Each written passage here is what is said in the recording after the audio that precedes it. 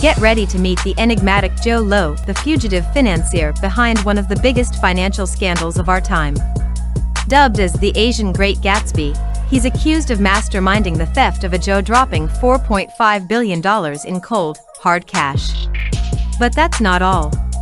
This elusive figure is also infamous for his extravagant lifestyle and flamboyant parties that are the stuff of legends. Picture this, a luxurious, casino-style jet soaring above the clouds, en route to Australia, with none other than Leonardo DiCaprio on board. It's New Year's Eve, and Jho Low is pulling out all the stops to make it an unforgettable night. But that's just the beginning. After the party in the sky, he takes the A-list celebrities to Las Vegas for a second New Year bash, and he's spending more cash than anyone else in the world. Imagine for a moment that you have billions of dollars at your disposal. You're not Elon Musk, whose wealth is tied up in various forms of investments and company stocks. No, you're Jho Low, a man who had free cash in the billions, ready to spend on whatever his heart desired. And boy, did he desire. Jho Low lived a life of luxury that most of us can only dream about. He spared no expense when it came to throwing his infamous parties. $100,000 for a celebrity to attend? Not a problem. He hosted these extravaganzas in the most exclusive mansions, on super luxury yachts, and even on private jets. But here's the kicker, Jho Low was spending, on average, $2.8 million per day. Let that sink in for a moment.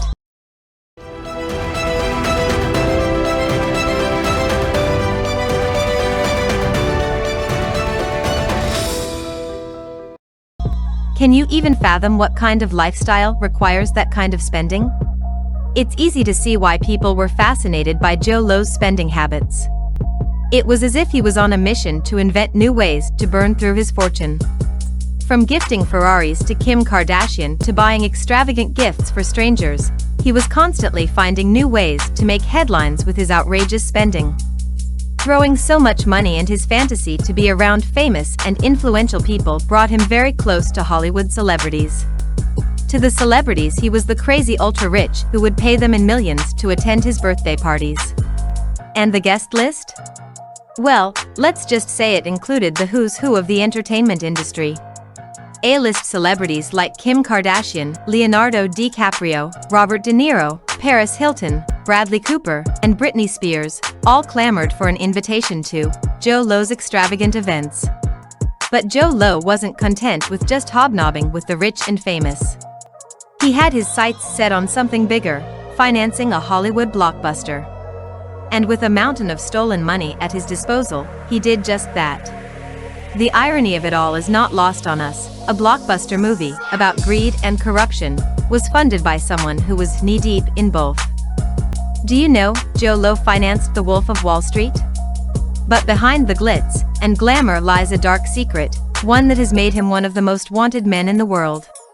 Let's rewind a bit to see how he got so rich. Jho Low always made friends with the elite and powerful. One of Jho Low's best friends from his school days in the United Kingdom was Riza Aziz.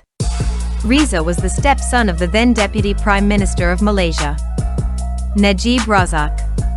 Having close proximity to Najib, Jho Low heard about Malaysia needing foreign investments for a construction project. He also figured out the opportunity that if he would help Najib, it could lead to two opportunities. 1. Najib can become a prime minister, which he did right after in 2009, and 2. It could also bring him to the close circles of the future prime minister, which also happened. So Jho Low helped Najib, and Najib became the prime minister of Malaysia, and Jho Low pushed on even more to get to the inner circles of Najib's family.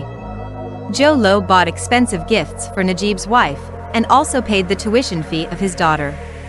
It was then the perfect moment for Jho Low to pitch the idea of 1MDB Fund, a sovereign fund in the style of Middle Eastern sovereign funds, giving Malaysia to raise more foreign investments to build infrastructure and services. Najib accepted the proposal, and this led to the creation of 1MDB Fund, which stands for One Malaysia Development Berhad, and Jho Low was appointed as the advisor and chairman of 1MDB Fund. Jho Low started a joint venture with PetroSaudi and 1MDB Fund, and transferred $1 billion to the joint venture account. but is what they publicly disclosed, while in fact, only $300 million were transferred to the joint venture account, while the whopping $700 million were transferred to Jho Low's own offshore shell company account. Remember those insane parties we mentioned earlier? So this $700 million, which was stolen from Malaysia, was spent on those parties and financing the Hollywood blockbuster The Wolf of Wall Street. However, burning $2.8 million per day was one heck of a burn rate, and Jho Low needed more cash for sustainability of his insane party spending. So guess what he did? Jho Low repeated it with a much bigger scale. But the irony was that every time Jho Low stole money, it was the Wall Street playing a role of some kind. Sometimes it was the movie. Another time it was the Wall Street fund manager, the Goldman Sachs. To steal more money, Jho Low used Goldman Sachs to help 1MDB issue bonds. Such bonds are sold to investors. Goldman Sachs took $600 million and helped issue bonds with a label of 1MDB and Abu Dhabi Sovereign Fund. Jho Low helped 1MDB raise $6.5 billion through the sale of bonds and transferred major part of the money to his own account. Jho Low was well aware of the cost of doing his business. He made everyone happy, and everyone was paid, and there again his personal accounts were filled up. Well, we have to admit that it takes guts to pull off something like this.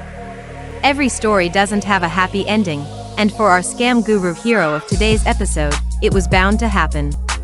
The whole thing came under a lot of scrutiny. Najib lost elections in 2018 and was arrested for corruption and imprisoned for 12 years.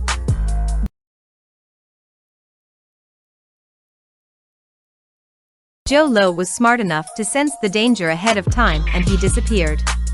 In November 2020, Al Jazeera reported that Low was currently living in Macau, in a house owned by a senior member of the Chinese Communist Party. This brings us to the end of today's episode. We may have a sequel if Jho Low appears again. Bye for now. And we will see you next time.